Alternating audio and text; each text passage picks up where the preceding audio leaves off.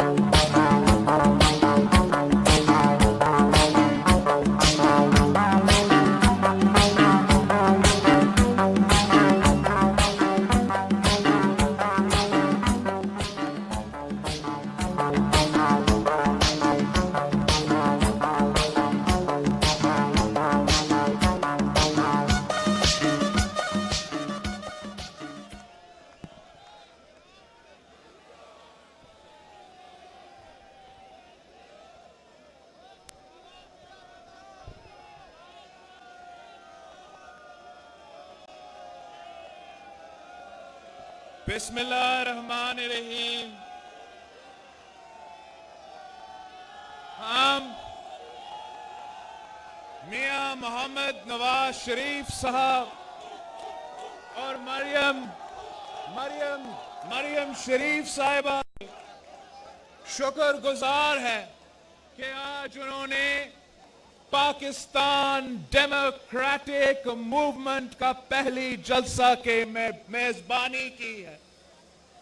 हम आप सब की शुक्रगुजार है। मौलाना फजल रहमान साहब सदर पाकिस्तान डेमोक्रेटिक मूवमेंट, शाहिद खाकान अब्बासी साहब general secretary Pakistan democratic movement, Raja Pervaiz Ashraf साहब senior vice president Pakistan democratic movement, Mian Iftikhar साहब information secretary Pakistan democratic movement, Achakzai साहब, जमाल दीनी साहब, प्रोफेसर साजिद मीर साहब, नूरानी साहब, हम सब अपने परचम लेके पाकिस्तान डेमोक्रेटिक मूवमेंट का जो एपीसी के नतीजे में हमारे रेजोल्यूशन था, हमारे मंशूर था, हम सब मिल के आपके सामने पेश करना चाहते हैं। शुरू करने से पहले इसलिए कि ये मेरा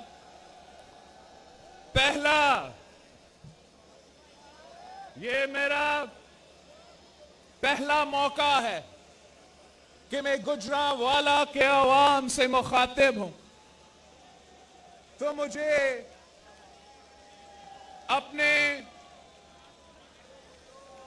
मैं आपके साथ उन बहादुर गुजरांवालों के शहरियों का नाम शेयर करना चाहता हूं जो पाकिस्तान पीपल्स पार्टी के जियाले होते हुए शहीद जुल्फिकार अली भुट्टो के शहादत के बाद, शहीद जुल्फिकार अली भुट्टो के अदालती कत्ल के बाद अपने आप को देखो, ये होता है सियासी कमिटमेंट। खुद को जिंदा जला दिया। गुजरांवाला का अब्दुल वहीद कुरैशी, गुजरांवाला का याकूब परवेज खोकर, गुजरांवाला का शेख गुल मोहम्मद और गुजरांवाला का जुबैर शाद, ये वो पाकिस्तान पीपल्स पार्टी के जियाले हैं जिनकी वजह से, जिनकी कुर्बानी की वजह से आज भी भुट्टो जिंदा है।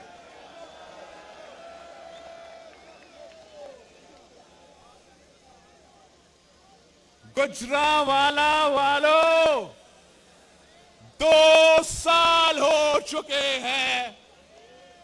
मेरा आपसे एक ही सवाल है,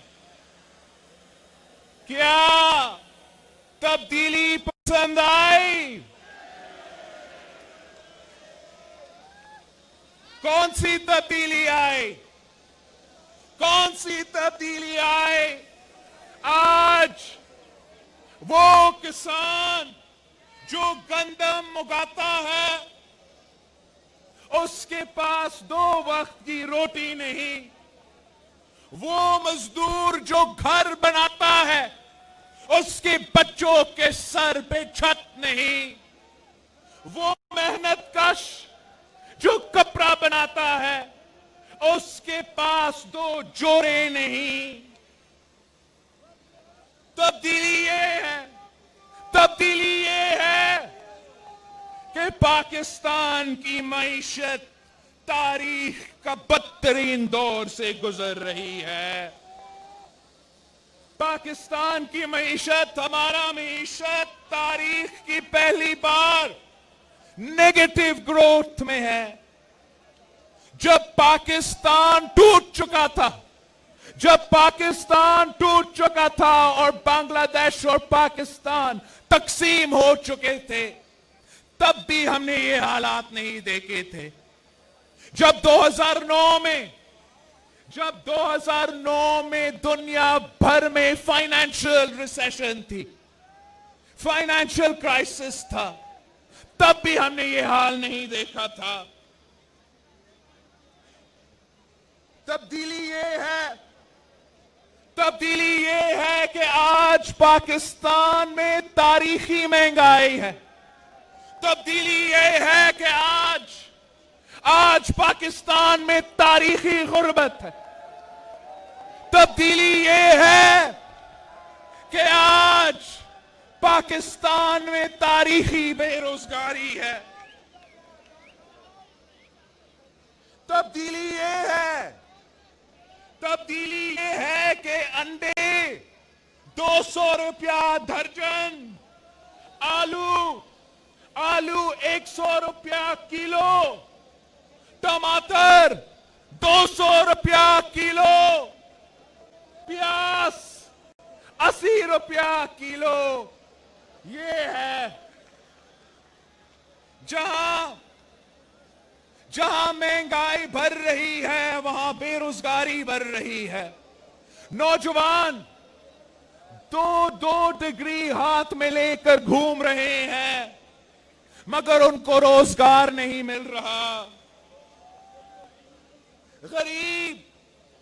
गरीब तर होता जा रहा है।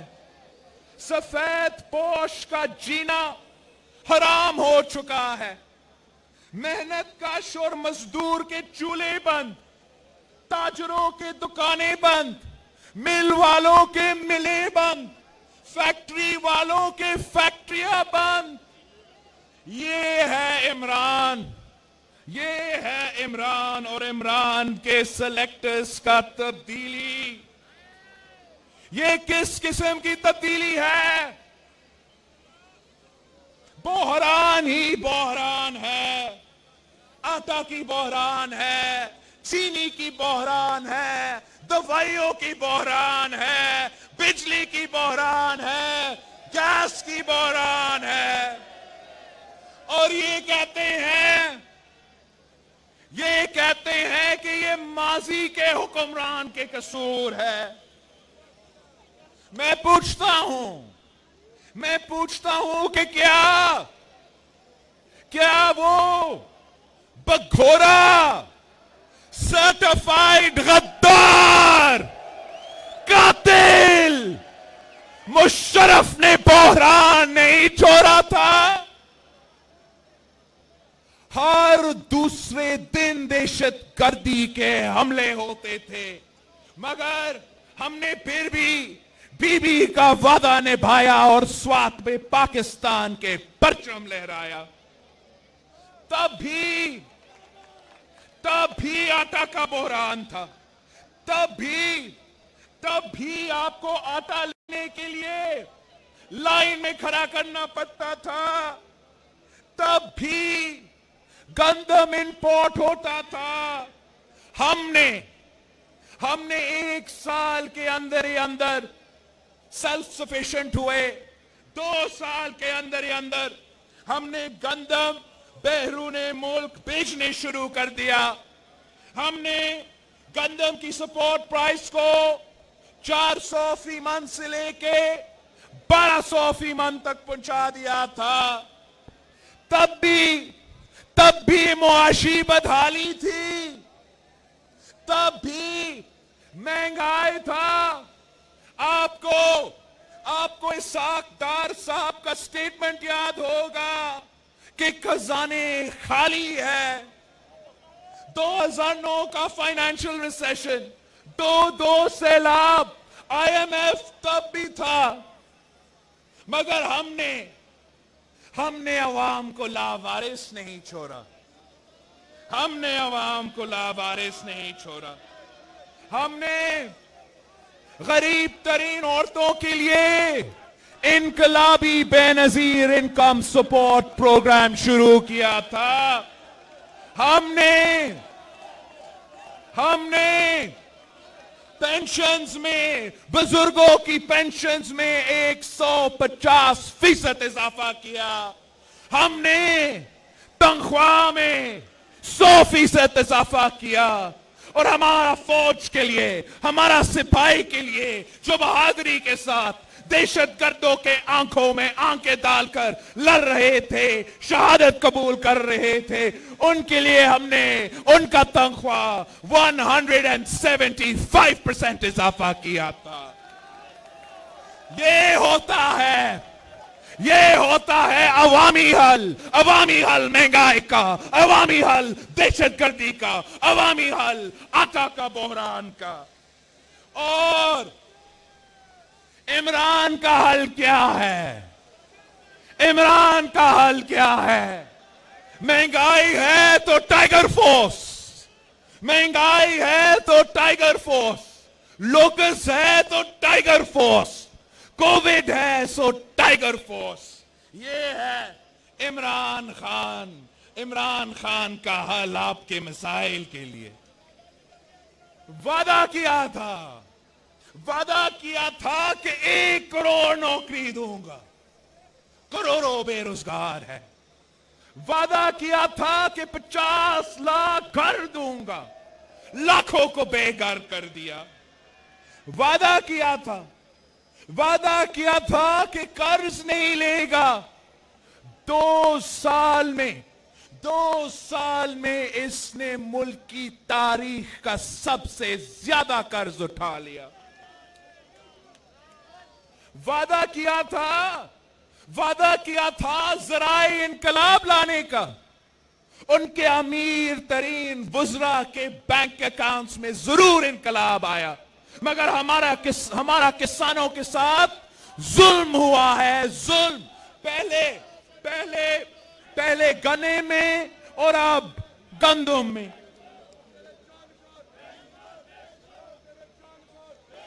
वादा किया था करप्शन का खात्मा का। करप्शन के सारे रिकॉर्ड्स तोड़ चुके हैं। उनका अपना अकबर एस बाबर, पीटीआई का फाउंडिंग मेंबर, बुनियादी रुकन, वो कहता है कि उसके पास सबूत है कि पीटीआई की फंडिंग भारत और इजराइल के शहरियों करते हैं, मगर कोई सुनने को तैयार नहीं। बीआरटी केपी का, पख्तूनख्वा का बीआरटी मंसूबा, उसमें इतना करप्शन, मुल्क का सबसे महंगा तरीन मेट्रो, उनके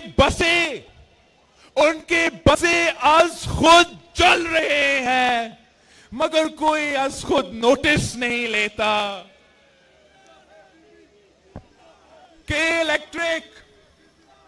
के इलेक्ट्रिक और इमरान का फ्रंटमैन जो आलमी करप्शन में बैरूने मुल्क पकड़ा गया, इमरान खुद अपना FIA को कहता है कि मेरा दोस्त को क्लीन चिट दो।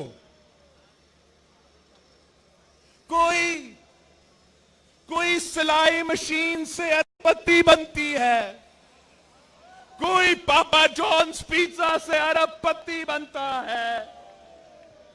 उनके अपने दोस्तों के नाम पनामा में है, मगर कोई पूछने वाला नहीं।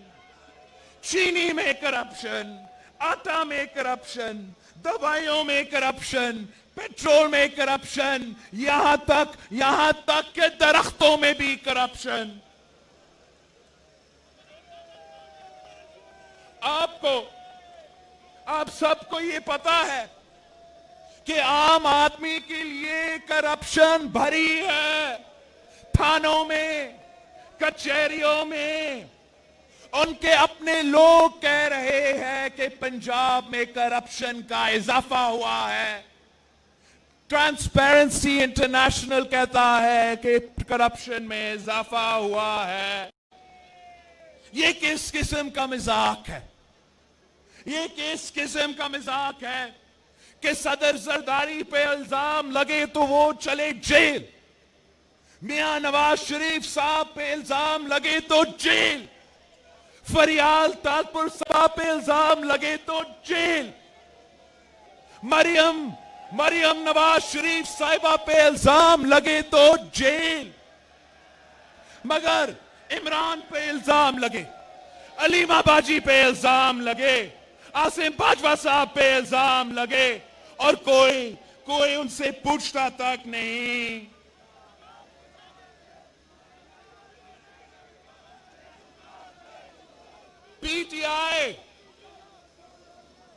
पीटीआई करप्शन के नाम पर सिर्फ और सिर्फ सियासी इंतकाम करता है, सिर्फ और सिर्फ सियासी इंतकाम करता है। जबकि हम चाहते हैं कि करप्शन का खात्मा हो। करप्शन का खात्मा के लिए आपको हर पाकिस्तानी के लिए एक कानून बनाना पड़ेगा। करप्शन का खात्मा के लिए हमें अक्रॉस द बोर्ड अकाउंटेबिलिटी की जरूरत है। करप्शन का खात्मा के लिए अगर कोई इल्जाम है तो जरूर आप साबिक सदर का भी इन्वेस्टिगेशन करें, साबिक वजीर आजम का भी इन्वेस्टिगेशन करें, लेकिन साथ साथ अगर किसी जनरल पे, किसी जज पे करप्शन पे इल्जाम है तो उनको भी इन्वेस्टिगेट करना पड़ेगा, उनको भी जेल में डालना पड़ेगा। तभी हमें इंसाफ मिलेगा, तभी हम इस मुल्क से करप्शन का नासूर को खत्म कर देंगे।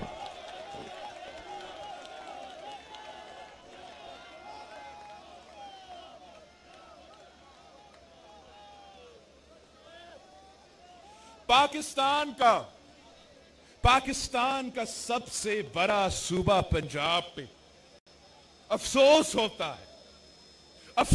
होता है कि यहां माशाल्लाह वसीम अकरम प्लस की हुकूमत है। वसीम अकरम प्लस की तो हुकूमत है, मगर गवर्नेंस माइनस में है। और हमें ये समझ में नहीं आ रहा कि ये फैसला किसने किया। पंजाब का वजीर आला का फैसला किसने किया? क्या किसी जादूगरनी ने किया या खलाए मखलूक ने किया? इतना तो हमें पता है, इतना तो तय है, ये तो तय है कि आवाम से पूछा तक नहीं। ये किस किस्म का मजाक है? पंजाब की हुकूमत उनके पास, वफाकी हुकूमत, पाकिस्तान की हुकूमत उनके पास, और आप मुझे बताएं क्या इन्होंने एक मंसूबा मुकम्मल किया है? एक यूनिवर्सिटी, एक हॉस्पिटल पंजाब के 2 साल में या पख्तूनख्वा के 7 साल में इन्होंने नहीं बनाया है।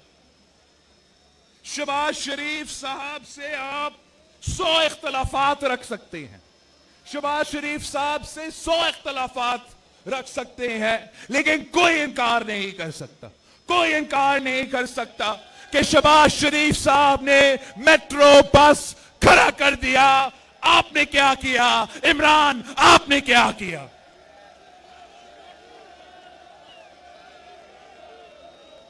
अब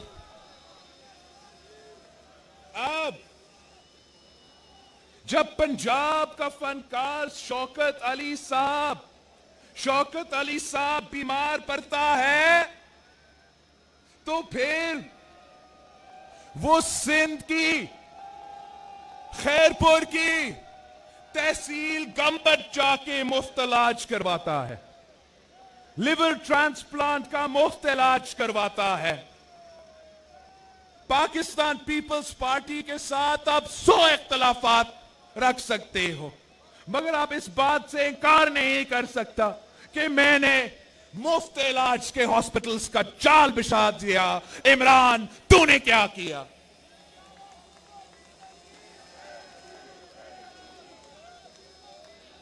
आप तो सारे सूबे के वसाइल काट रहे हैं। जब सूबों का हक नहीं मिलेगा, जब एनएफसी अवार्ड पूरा नहीं होता, इस साल पंजाब को 500 अरब रुपया कम मिला है, पंजाब को 500 अरब रुपया कम मिला है। आप जरा सोचें, 500 अरब रुपया के साथ हम क्या क्या नहीं कर सकते थे। 500 अरब रुपया के साथ आप गुजरांवालों के नौजवानों को कितना रोजगार दे सकते थे। 500 अरब रुपया के साथ आप इसी गुजरांवाला में कितने हॉस्पिटल्स, कितने तालीमी इदारे खड़े कर सकते थे। ये आपका पैसा है, ये पंजाब के अवाम का पैसा है, पंजाब के अवाम का पैसा है। कोई आप पे एहसान नहीं कर रहा। हम आपका हक, आपका पैसा, आपका वसाइल पीटीआई से छीन के रहेंगे।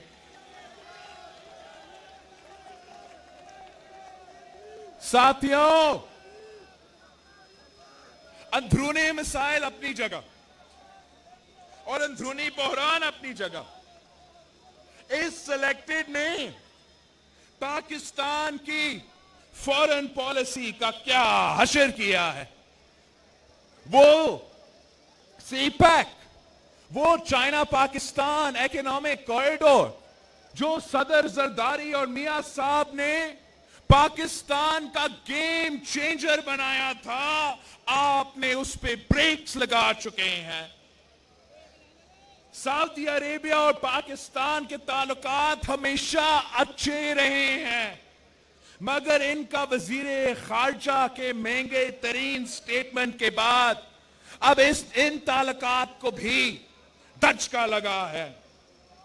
एक किसी शहजादा का ड्राइवर बनना से, किसी शहजादा के ड्राइवर बनने से पाकिस्तान की फॉरेन पॉलिसी नहीं बनती। वो इसी पंजाब था, यही पंजाब था जिसमें शहीद जुल्फिकार अली भुट्टो ने पूरे मुस्लिम उम्मा की क़ियादत को इकट्ठा कर दिया। और ये नालायक, ये नाअहल सिलेक्टेड वजीर आजम कश्मीर पे भी मुस्लिम उम्मा को इकट्ठा नहीं कर सकता।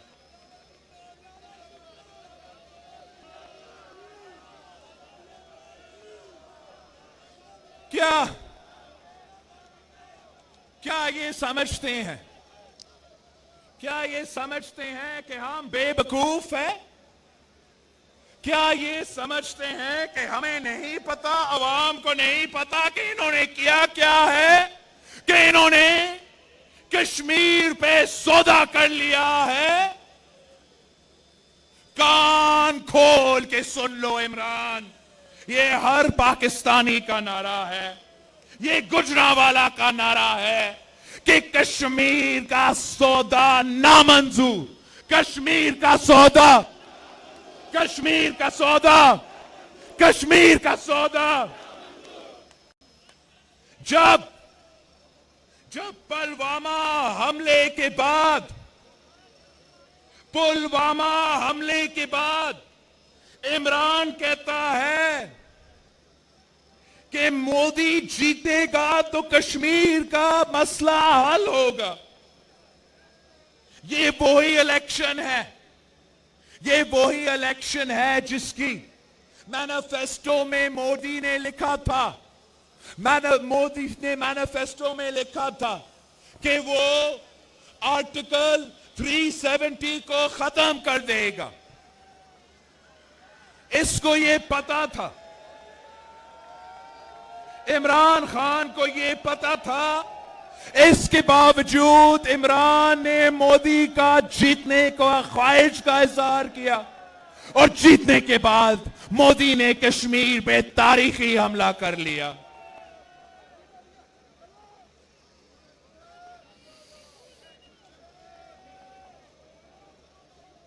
मोदी ने कश्मीर पे हमला कर दिया और इमरान मगरमच्छ के आंसू रोते रहे और कुछ नहीं किया। यह तो तारीखी हमला था, यूनाइटेड नेशंस के रेजोल्यूशन पे हमला था, मुसलमानों को अक़लियत में तब्दील करने का साजिश था।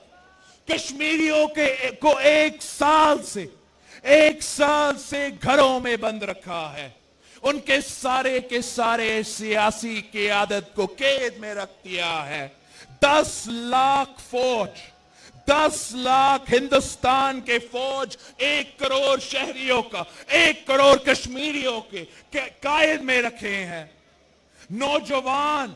नौजवानों को पैलेट गन से अंत किए जा रहे हैं, औरतों का रेप किया जा रहा है, स्कूल्स बंद है, दवाइयां नहीं मिल रहा, बाजारों बंद है, कारोबार बंद है। और मोदी का चालाकी देखे। अगस्त 5, 2019 को 370 का खात्मा कर दिया और एक साल बाद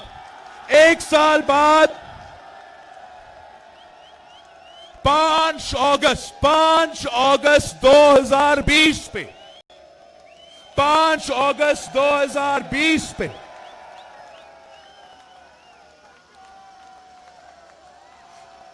पूरा हिंदुस्तान ने ये दिन शोक का दिन मनाना था। कश्मीरियों का कैद का दिन शोक के तौर पे मनाया जा रहा था, मगर मोदी ने उसी दिन राम मंदिर की बुनियाद रख के मुसलमानों को और तकलीफ दी है। अब वो कश्मीरियों के कैद के दिन को जश्न का दिन मना रहे हैं। अब Bushehr of Gujarat, Modi Bushehr of Gujarat से बुशर ऑफ कश्मीर बन चुका है। इमरान का जवाब क्या था कि हर जुम्मा पे एहतजाज होगा, जो सिर्फ और सिर्फ एक ही जुम्मा पे हुआ था।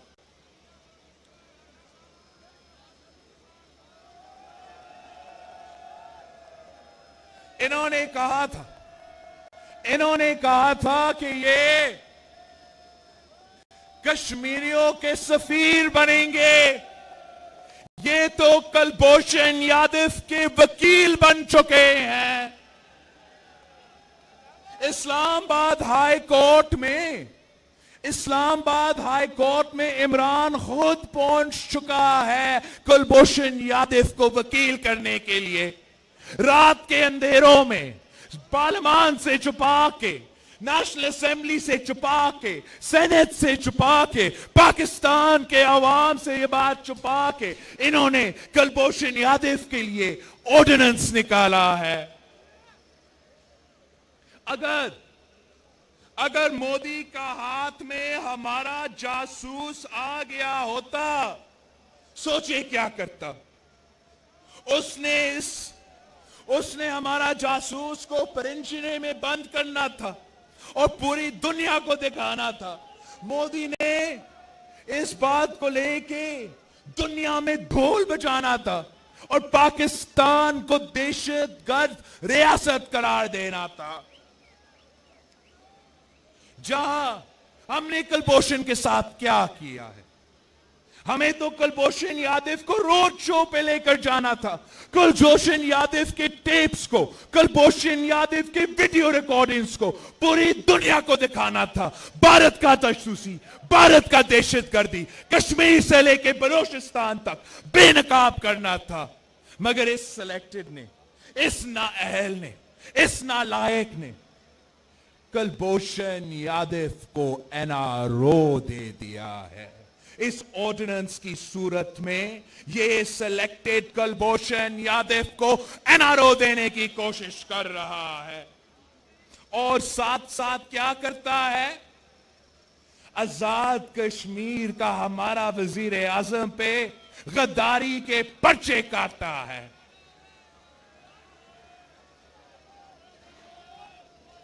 ये जो सिलेक्टेड कठपुतलियां हैं, ये खामोश रहे अगर उन्होंने रहना है। मगर गुजरावाला का गैरतमंद अवाम जब तक कश्मीरी बहनों और भाइयों के खून के आंसू निकल रहे हैं, जब तक हमारी कश्मीर के नौजवान उनके हक के लिए जिद्दोजहद लड़ रहे हैं, मैं जानता हूं कि आप खामोश नहीं रख सकते। आप कश्मीरियों के आवाज बनेंगे और हम मिलके उनके हुकूक दिलवा के रहेंगे।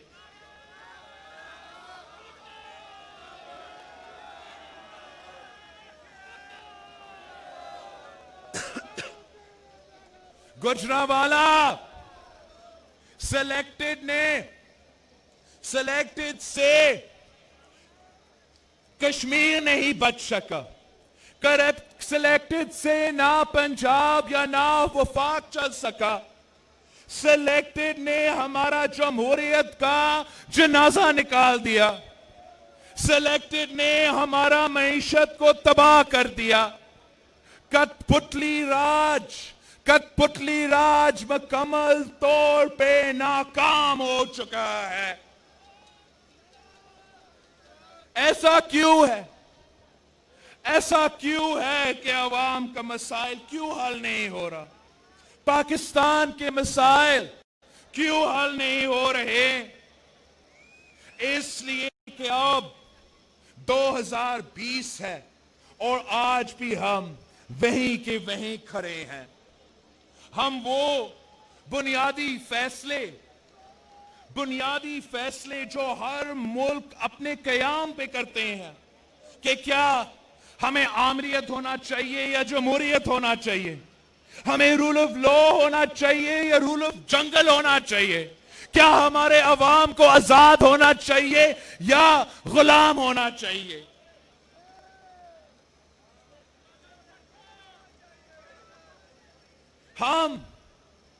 हम आज तक ये फैसले नहीं कर चुके हैं। पाकिस्तान के अवाम ने तो कब से ये फैसले कर चुके हैं, मगर हमारा रियासत आज तक हम आपकी बात मानने को तैयार नहीं।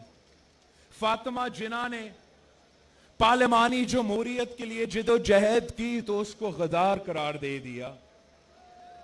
शहीद जुल्फिकार अली भुट्टो ने पाकिस्तान को आईन दिया, अवाम को आवाज दिया, मजदूर को हक दिया, किसानों को जमीन दिया और उसको शहीद कर दिया गया। 1986 में शहीद मोहतरमा बेनज़ीर भुट्टो लाहौर में तारीखी इस्तकबाल हुआ। इसी गुजरावाला में तारीखी जलसा हुआ। मुतालबात तब भी वही थे कि जमहूरियत बहाल करो, मुतालबात तब भी वही थे, जमहूरियत बहाल करो, अवाम को हुकूक दो, अवाम को आजाद करवा दो। 1998 में यही मुतालबात थे। इसी गुजरावाला में 2007 में शहीद बीबी तो ये गुजरावाला पहुंच नहीं सके। 2007 में यही मुतालबा थे कि जमहूरियत बहाल करो, अवाम को उनका हक दो, अवाम को आजाद करो। मगर 2007 गुजरात में शहीद मोहतरमा बेनजीर भुट्टो को लियाकत बाग रावलपिंडी में शहीद कर दी गई। और आज 2020 है, 2020 है और उसी गुजरांवाला में हम सब आपके सामने खड़े हैं। वही मुतालबात है, वही डिमांड्स है कि जमहूरियत बहाल करो, अवाम को उनका हक दो, अवाम को आजाद करो।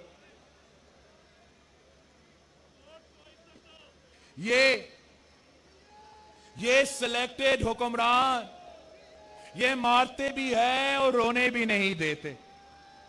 मैं पूछता हूं कि ये किस किस्म की आजादी है, ये किस किस्म की आजादी है जहां ना अवाम आजाद, ना सहाफत आजाद, ना सियासत आजाद। साबिक वजीर आजम का इंटरव्यू नहीं चल सकता, साबिक सदर का इंटरव्यू नहीं चल सकता, मगर एपीएस के बच्चों के कातलों एहसानुल्लाह एहसान का इंटरव्यू चल सकता है। वो आजाद मीडिया जो गरीब का आवाज था, जो मजलूम का आवाज था, आज उस आजाद मीडिया पे ताला लग चुका है। अदालत जो इंसाफ का इदारा है, अवाम का हकूक का तहफ़्फ़ुज़ करने वाला अदारा है, आज अदालत खुद दबाव में है। ये आजाद अदलिया के मुंह पे तमाचा है कि the chief justice in waiting justice Qazi Faez Isa और उसकी बीवी पेशियां भुगत रहे हैं। पार्लियामान वो सबसे सुप्रीम इदारा जहां आपका आवाज उठना था, अवाम का आवाज उठना था, अवाम के मसाइल हल होने थे, उस इदारा को, पार्लियामान को रबर स्टैंप में तब्दील कर रहे हैं। जब भी लेजिस्लेशन करवाया जाता है तो जबरदस्ती करवाया जाता, बजट पास करवाए जाते हैं तो धांधली से आपके बजट पास करते हैं, धांधली से इफेक्टिव लेजिस्लेशन पास करवाते हैं।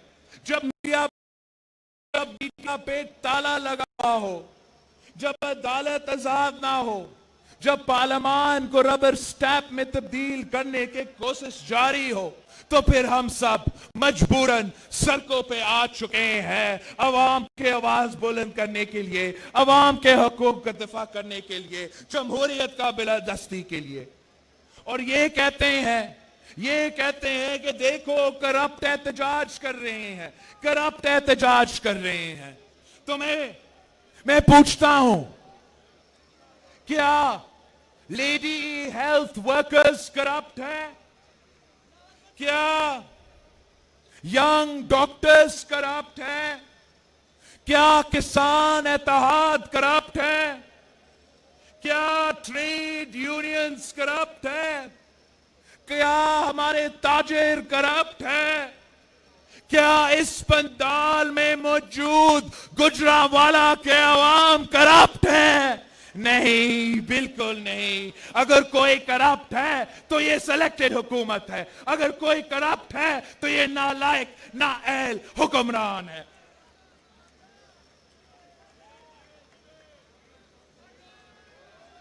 इमरान कहता है कि मैं जमहूरियत हूं।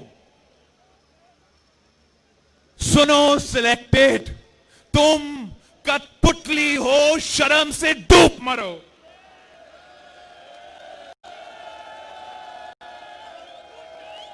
ये अवाम, ये गुजरांवाला के अवाम जमहूरियत है।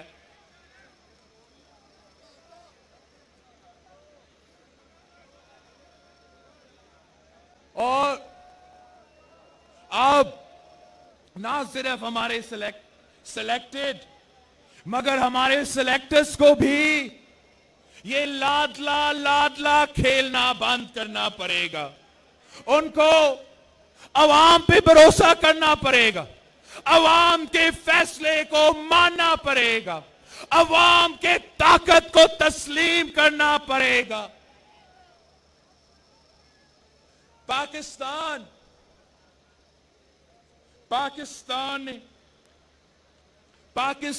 के 70 साल जाया किया गया है। बस बस बस कर दो। साथियों,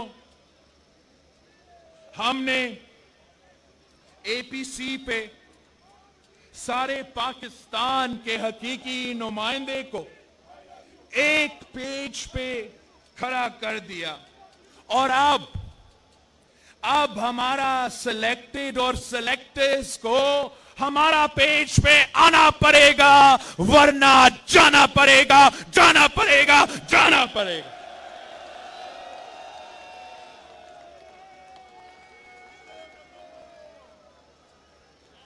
पाकिस्तान पीपल्स पार्टी के जियाले तैयार है इस आखिरी और फैसला कुन लड़ाई के लिए। हम जानते हैं कि मौलाना फजल रहमान साहब के बड़े, गौस बख्श बिजिंजो साहब, वली खान साहब, शाह अहमद नूरानी साहब के दस्तक उसी 1973 कॉन्स्टिट्यूशन पे है जिसकी बलादस्ती के लिए हम आज जिदोजहद कर रहे हैं।